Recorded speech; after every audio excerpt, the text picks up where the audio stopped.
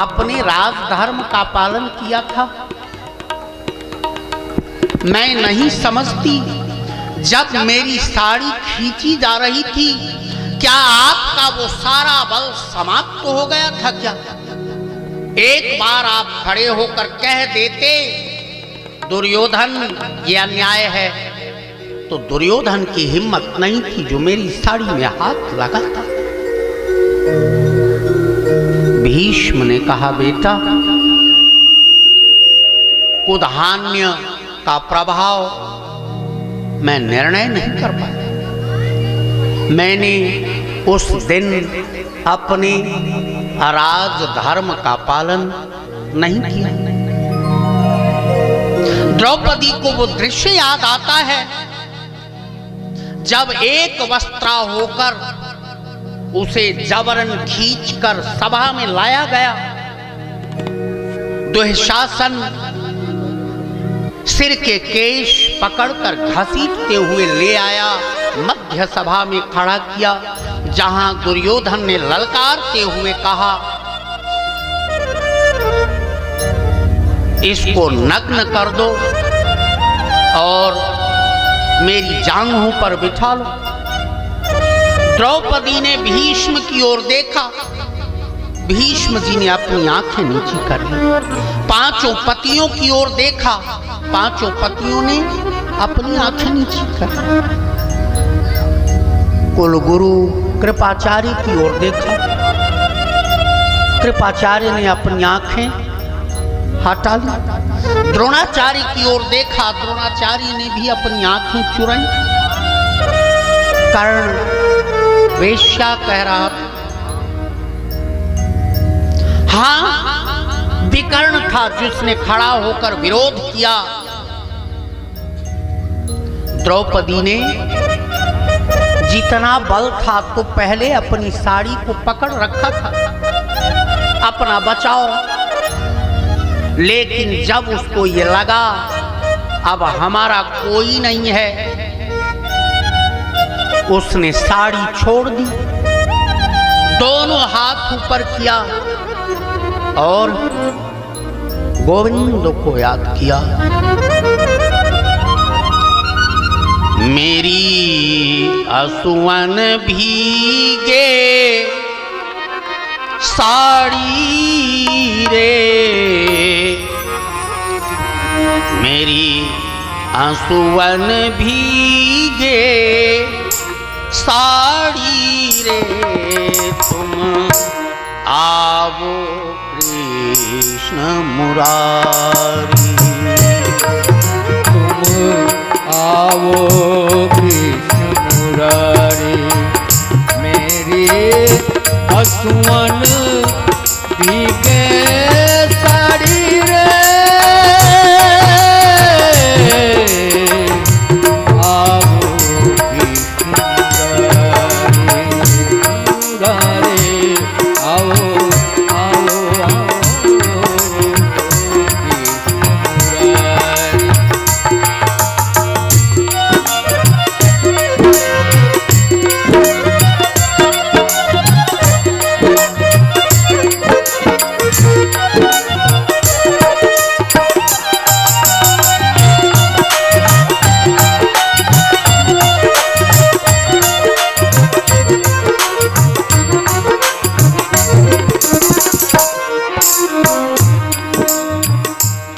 गुरु भी समा पिता बलधारी, पांचों पति बस रहे निहारी। सबकी ओर मैंने देख लिया।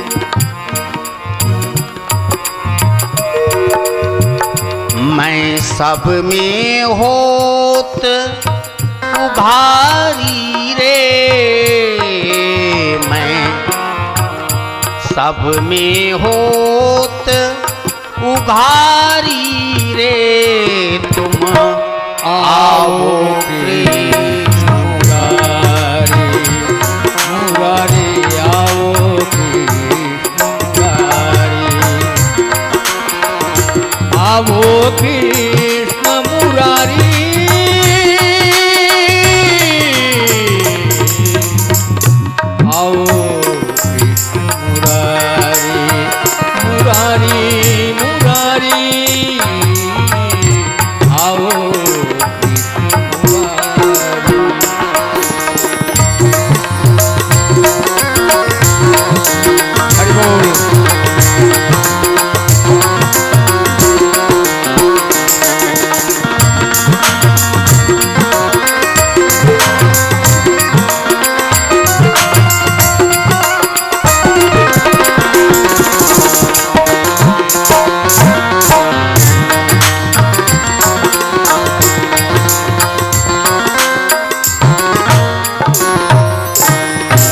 प्रभु मेरी लाज बचा लो अब तो,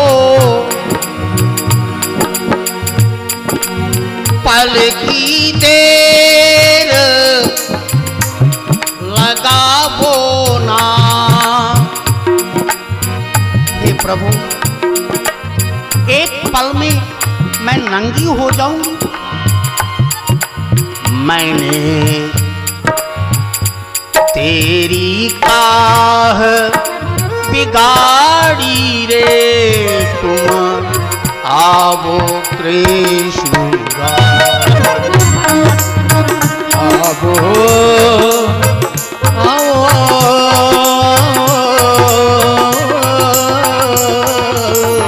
कृष्ण मुरारी, आओ आओ कृष्ण मुरारी। मैं तो काह बिगाड़ी,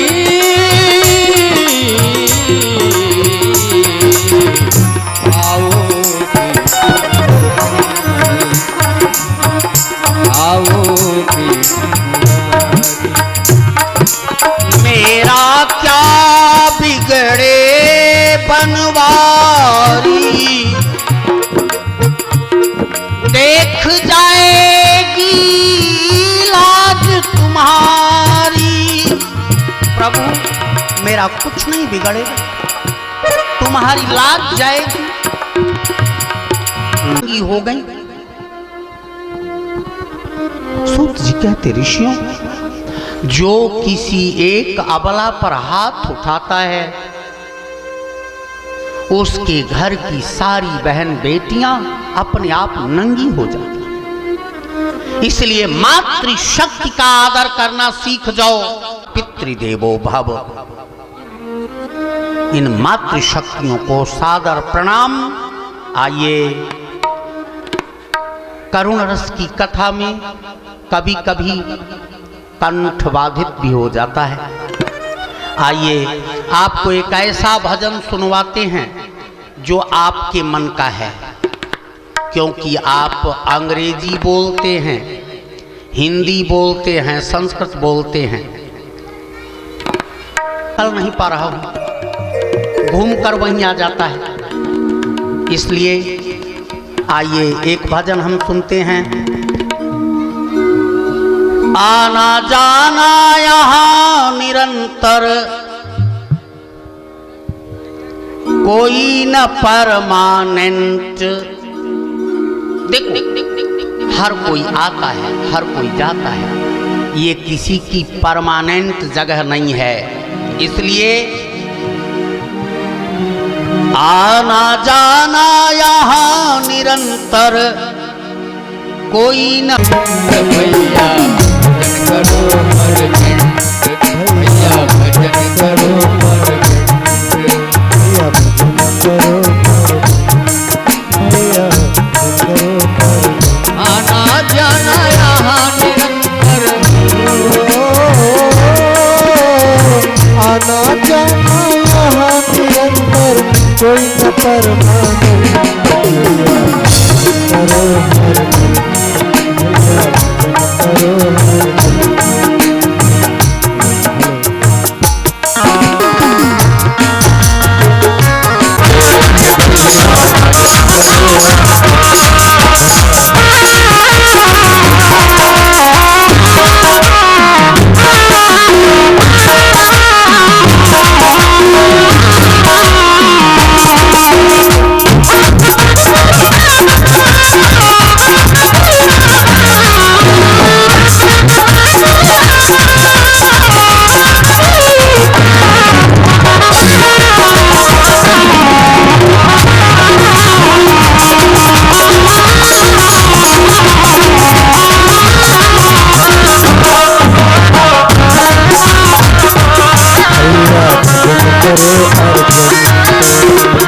हर कुकर बन के आया रेस्ट फेंट दिल में, ओ सुकर कुकर बन के आया रेस्ट फेंट दिल में, सुकर कुकर आना जाना यहाँ निरंतर हो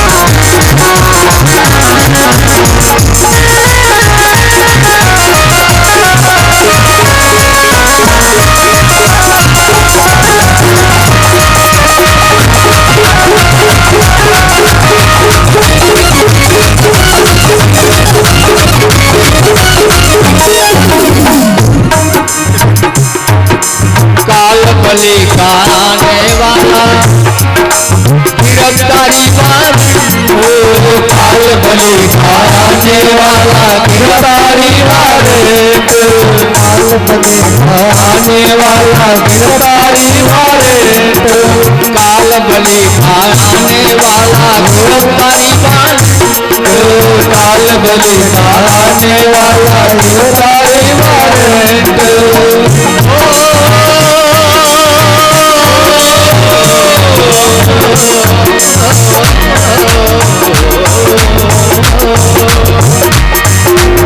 सबको देना होगा, सबको देना होगा, उन्हें जीत चाहे भैया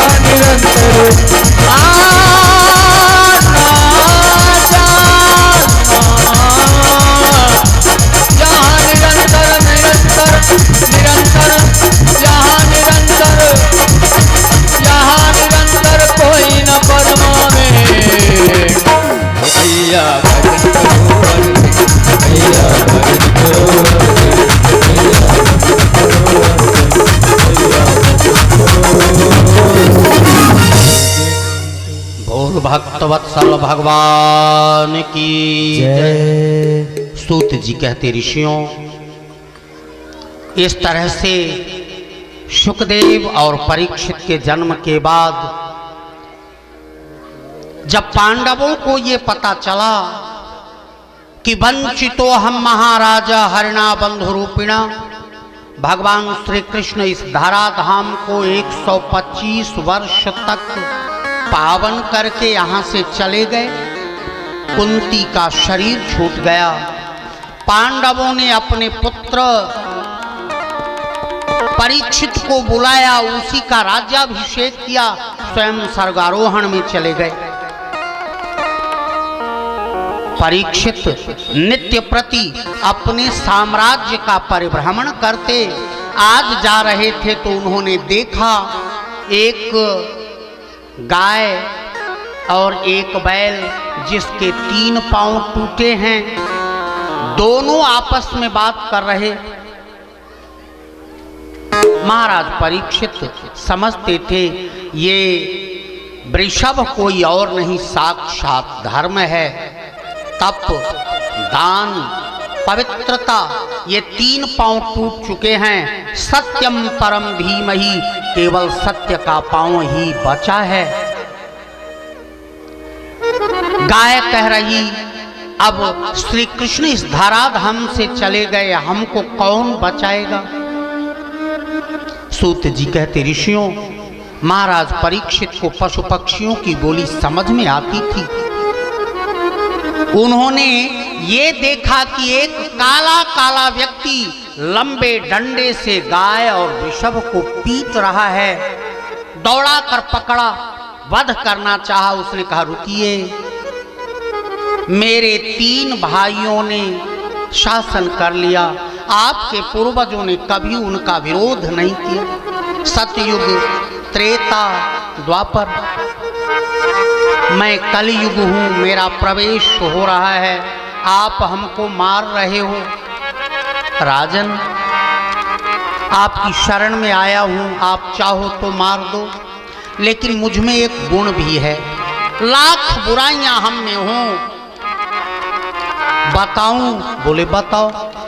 उसने कहा यत् फलं नास्ति तपसा न योगेन समाधिना तत्फलं लभते सम्यक् कलौ केशव कीर्तनात्।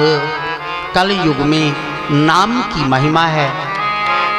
तपस्या करना, दान देना, योग साधना, जिनसे कुछ नहीं मिलने वाला, केवल भगवान नाम का स्मरण कर लीजिए, सब कुछ प्राप्त हो जाए। महाराज परीक्षित प्रसन्न हुए।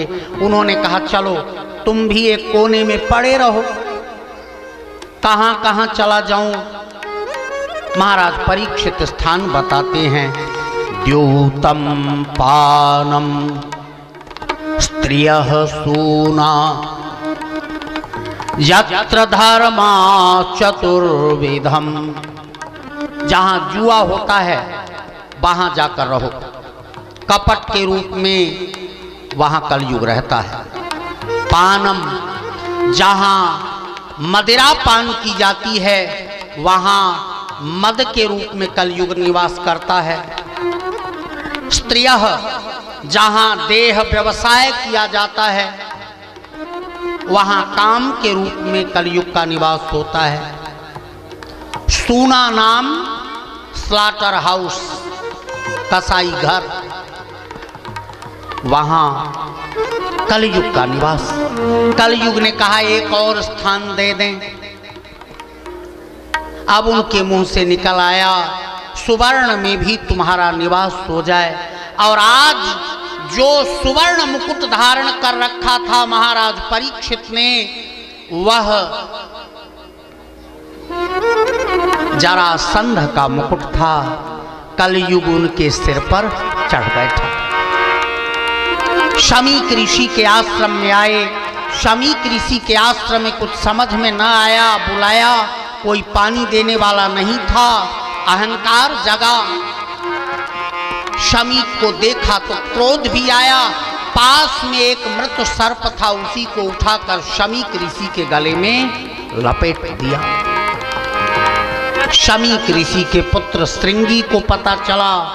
हाथ में जल लेकर सरस्वती नदी में जो संध्या कर रहे थे, उनके मुंह से अचानक निकला इति लंघित मर्यादम तक्षक सप्तमे हनि द्रंक्षति स्म कुलांगारम चोदितो मे तद्द्रोहम।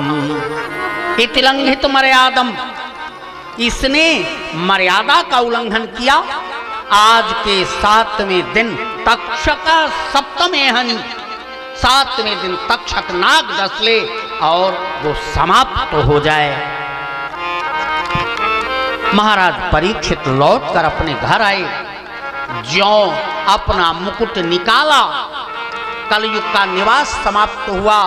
मन में बड़ी ग्लानि हुई कि जिन संतों ब्राह्मणों की सेवा में हमारे पूर्वजों ने अपना जीवन समाप्त कर दिया, संतों का अपराध इस शरीर से हो गया, इसको अभी समाप्त कर दूंगा।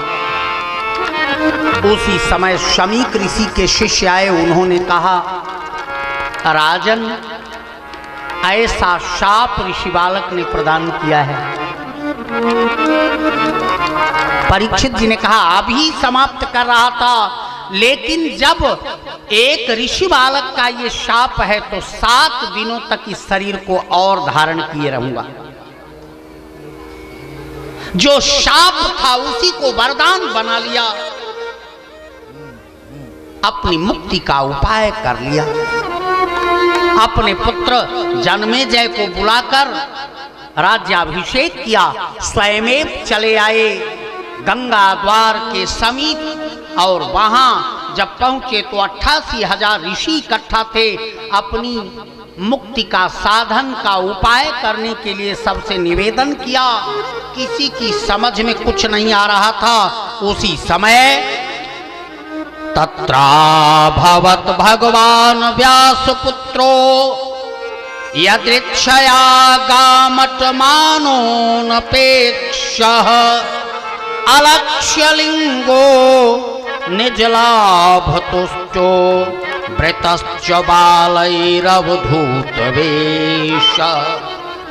भगवान सुखदेव प्रकट हुए, कथा शुरू की।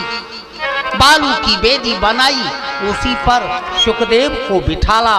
परीक्षित जी हाथ जोड़कर बैठ गए। कथा शुरू हो गई। सर्वप्रथम प्रश्न किया, मरण धर्मा को क्या करना चाहिए? सुखदेव जी ने बताया, मरण धर्मा को भगवान नाम का स्मरण करना चाहिए। द्वितीय प्रश्न था सृष्टि विषयक, बताया ब्रह्मा जी से सर्वप्रथम नर नारायण दो संत निकले। भगवान नारायण के नाभि कमल पर ब्रह्मा जी बैठे हैं। ब्रह्मा जी से दो संत प्रकट भय, नर नारायण, जो आज भी बद्री नारायण धाम में नर और नारायण पर्वत के रूप में उपस्थित हैं। फिर 4 बेटे और हुए सनकादिक ऋषि, उनसे भी निवेदन किया सृष्टि का विस्तार करो, उन्होंने भी मना कर दिया, क्योंकि जो भगवान ने ब्रह्मा जी को उपदेश किया था, स्पर्शे सुयत षोडशये कविंशः, स्पर्श वर्णों में 16वां और 21वां, 16वां वर्ण है त और 21वां वर्ण है प। ब्रह्मा जी को उपदेश किया था, तप करो, तुम्हें पता चल जाएगा तुम कहां से आए, क्यों आए। तपस्या शुरू की। इन पुत्रों ने भी कहा हम भी तपस्या करेंगे। बड़ा क्रोध आया। क्रोध आने पर भ्रूभंग को छेद कर एक छोटा सा बच्चा प्रकट भया। पहली बार सृष्टि में उसने रुदन किया, इसलिए रोदनात् रुद्रमित्याहु, उनका नाम रुद्र पड़ा। ब्रह्मा बाबा ने कहा सृष्टि का संचालन करो। सृष्टि का संचालन शुरू कर दिया। किसी के हाथ बनाए, किसी के पांव बनाए, किसी की केवल गर्दन बनाई, किसी का पेट बनाया, किसी का धड़ बनाया, किसी की जांघ बनाई, लेकिन नारायण की कृपा से सब जीवित हो गए। घबराहट हुई। ब्रह्मा जी ने देखा ये कोई सृष्टि है, बंद करो ये सब। भोले बाबा का माथा गर्म हुआ। बोले हम यहां से ठंडी जगह पर जाएंगे, कैलाश है। गया श्राद्ध की 3 विधियां हैं। एक तो गया में पिंडदान कीजिए, दूसरा मातृ गया बिंदु सरोवर, और तीसरा प्रेत कपाली, वहां भी जाकर पिंडदान कर लीजिए, आपका गया श्राद्ध पूरा होगा। भगवान के चले जाने के बाद अब फिर 10 ऋषियों को प्रकट किया। उन 10 ऋषियों में जो कश्यप नाम के ऋषि थे, उन्होंने विवाह करना स्वीकार किया। और विवाह करना जब स्वीकार किया तो दिति से और अदिति से देवता और दैत्य, देवता दैत्यों में हमेशा से विवाद रहता। 2 दैत्य प्रकट भये, हिरण्याक्ष और हिरण्याकशिपु। प्रकट कर हिरण्याक्ष का उद्धार कर दिया। बोलिए बराह भगवान की जय। इसके बाद ब्रह्मा बाबा ने अपने शरीर के दाहिने भाग से एक पुरुष और वाम भाग से एक स्त्री प्रकट की। पुरुष का नाम था मनु और स्त्री का नाम था श्रद्धा, सतरूपा। छाया से कर्दम ऋषि को बनाया। सूत जी शौनक आदि ऋषियों को और स्वयमेव भगवान सुखदेव जी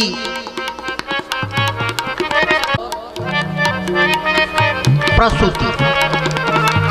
देवहूति का विवाह कर्दम ऋषि से हुआ। कर्दम ऋषि को ले आकर अपनी पुत्री दे दिया। देवहूति की एक संतान थी कपिल, भगवान कपिल ने अपनी ही मां को भागवत धर्म का उपदेश किया। आप देखें, समाज में यह प्रचलन है कि भले ही अपने परिवार से कोई विद्वान हो, नाना परिवार का है, ये मेरा स्वयं भागवत धर्म में वर्णित है कि कपिल भगवान ने स्वयमेव अपनी मां देवहूति को भागवत धर्म का उपदेश किया है। भगवान मनु की जो संतान थी, भगवान मनु से 2 पुत्र उत्तानपाद और प्रियव्रत और 3 पुत्रियां, अपनी एक पुत्री को ले आकर कर्दम ऋषि को प्रदान कर दिया। उन्होंने समझाया था, माताजी चितासनो जित श्वासो जित संगो जितेंद्रिय। और कपिल भगवान के उपदेश के बाद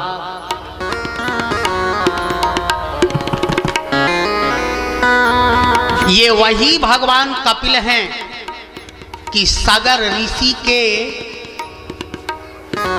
जो राजर्षि थे महाराज सगर, उनके 60,000 पुत्र आश्रम में कहीं घोड़ा खोज रहे थे।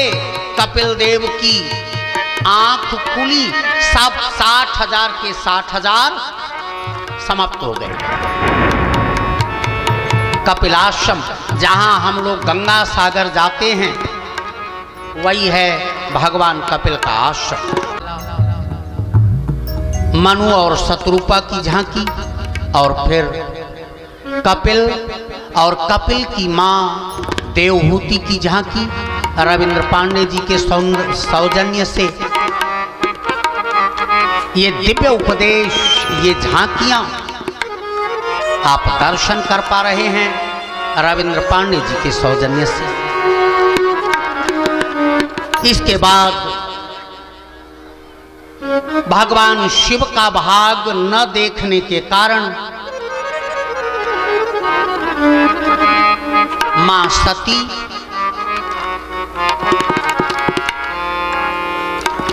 योगाग्नि में अपना शरीर दग्ध करती हैं। सुखदेव जी कहते, राजन, जो तानपाद थे, वो तानपाद की 2 कथा नहीं है, हमारी कथा है। उनकी 2 रानियां थीं, सुनीति और सुरुचि। सुनीति का तात्पर्य है सुस्थुर नीति ही सुंदर नीति। प्रातः काल उठेंगे, माता पिता को प्रणाम करेंगे, माता पिता की सेवा करेंगे, गुरुजनों संतों ब्राह्मणों को प्रणाम करेंगे। ये है सुनीति। और सुरुचि, देखो दोपहर में कुछ ठंडी हो जाती है, कुछ गर्मी हो जाती है, तो ठंडी गर्मी को ठीक करने के लिए अब चिलबिला जाएंगे, गुप्ता का चाट खाएंगे। ये क्या है? सुरुचि, अपनी रुचि। सुंदर रुचि और सुंदर नीति, सुनीति और सुरुचि। अब कथा का श्रवण करें, अपने को तानपाद बना लें और सोचें। सुखदेव जी कहते, राजन, वो तानपाद जो राजा थे ना, वो सुरुचि को बहुत चाहते थे। हम भी सुरुचि को बहुत चाहते हैं। आज चाट खाएंगे, कल पकौड़ी खाएंगे। देखो गर्मी ठंडी जैसी है वैसा वैसा भोजन करेंगे। गर्मी है तो ठंडा पिएंगे, ठंडी है तो लिट्टी चोखा खाएंगे। जैसा जैसा समय, सुखदेव जी कहते राजन, सुनीति को तो कहीं किनारे, अपने महल के एक किनारे ले जाकर रख दिया था, इनटू सर्वेंट क्वार्टर्स। नौकरों के रहने की जो जगह थी वहां सुनीति रहती थी। हम भी सुनीति को अपने जीवन से गायब करते जा रहे हैं। हमको जो अच्छा लगता है हम वही करते हैं, हम सुरुचि का पालन करते हैं, सुनीति गायब। आज सुनीति का एक बेटा है ध्रुव, और सुरुचि का भी एक बेटा है उत्तम।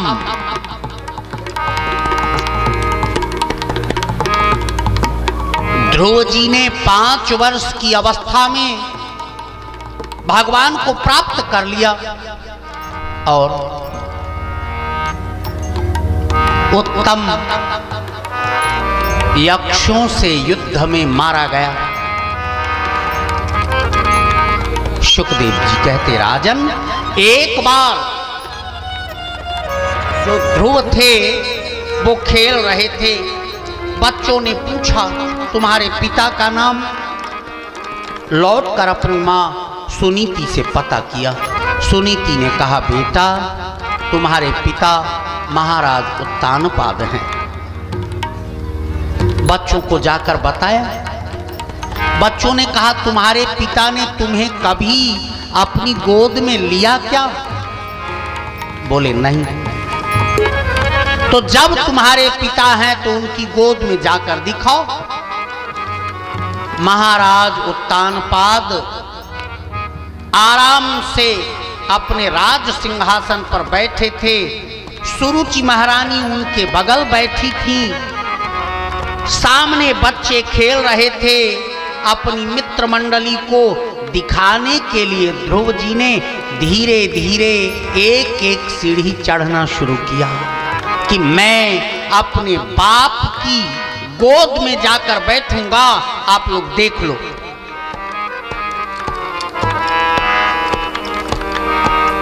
धीरे धीरे ऊपर आते रहे। ज्यों उस राज सिंहासन के पास पहुंचे, वहां पांव रखा ही था कि सुरुचि देवी ने अपने पैरों से प्रहार करते हुए उस 5 वर्ष के बच्चे को गिरा दिया। डांटते हुए कहा इस सिंहासन को स्पर्श मत करना, पहले तुम तपस्या करो, और तपस्या के बाद जब भगवान प्रकट हो जाए ना, जब भगवान प्रकट हो जाए तो उनसे कहना कि पहले तुमको सुरुचि के गर्भ से पैदा करें, उसके बाद तुम्हें ये सिंहासन पाने का अधिकार होगा। बच्चे उनका पता मुझे नहीं पता। 84 लाख योनियों में भटकते भटकते यहां तक आई हूं, मुझे भी नहीं पता। कौन बताएगा? कोई संत? अच्छा मां, मैं अपने पिता से मिलूंगा, उनकी गोद में बैठूंगा। देखो, जब पिता नहीं होगा तब आपको पिता की कीमत पता चलेगी। मित्रों, नवजवानों और श्री वृंदावन धाम ध्रुव शिला पर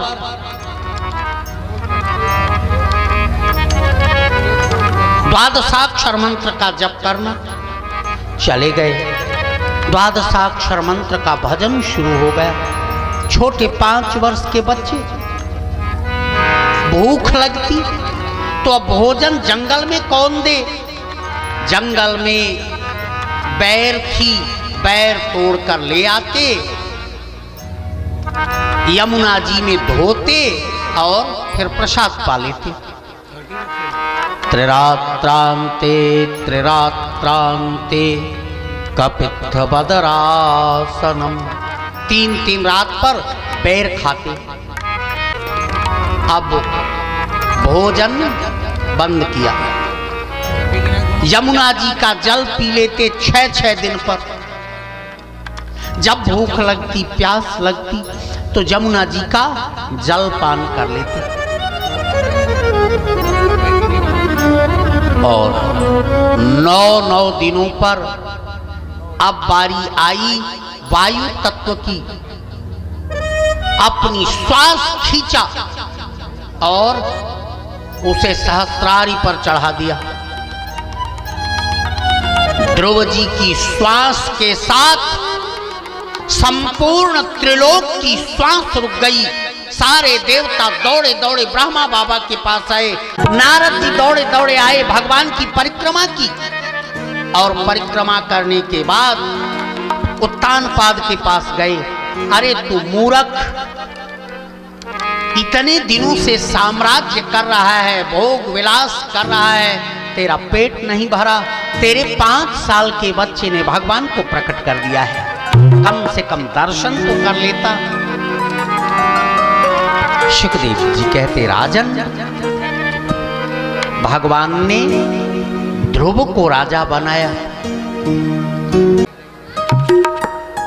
मृत्यु के बाद भी ध्रुव आज भी आकाश में उत्तर दिशा की ओर विद्यमान हैं। सप्तर्षि मंडल ध्रुव की परिक्रमा करते हैं।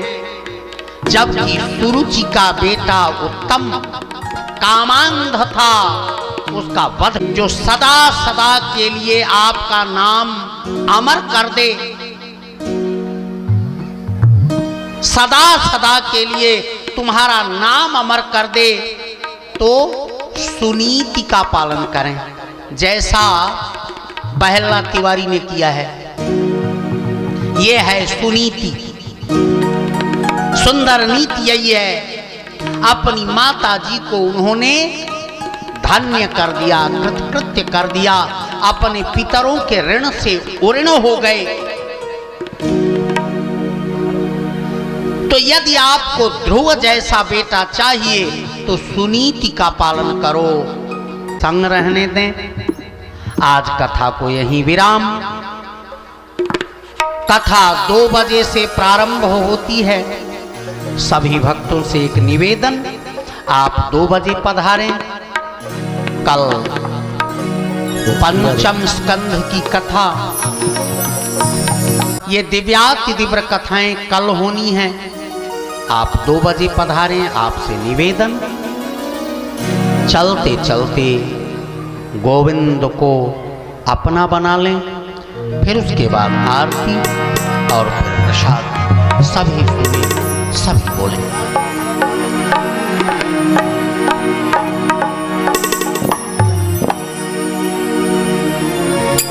कुछ क्षण विराम के लिए आइए मंच का गुरुतर भार आचार्य राम सेवक जी को। और यह जो महीना है ना, ये नवरात्रि है। तो आप कहेंगे कौन नवरात्रि है? तो गौ नवरात्रि है। दीपावली के दिन गौ मैया की उत्पत्ति हुई थी। ये 9 दिन की नवरात्रि कही जाती है। अब ये लुप्त हो गया, प्रायः लोग जानते नहीं हैं। इस बात को जान लें कि दीपावली जब मंथन हुआ था, मंथन के दिन ही लक्ष्मी की उत्पत्ति। सायंकाल में हम लोग पूजा करते हैं ना दीपावली के दिन, तो सायंकाल में जो पूजा किया जाता है, सायंकाल के समय लक्ष्मी की उत्पत्ति हुई थी समुद्र मंथन से। और प्रातः काल में गौही, और उसके साथ साथ दामोदर मास, कार्तिक मास को दामोदर मास कहते हैं। इस मास में गंगा तट पर बैठ करके हमको आपको गुरुदेव भगवान के मुखारविंद से भागवत की कथा श्रवण करने का लाभ प्राप्त हो रहा है। परम सौभाग्य का विषय है। भाग्योदयेन बहुजन्म समर्जितेन। बड़ा अच्छा, बड़ा उत्सव चल रहा है।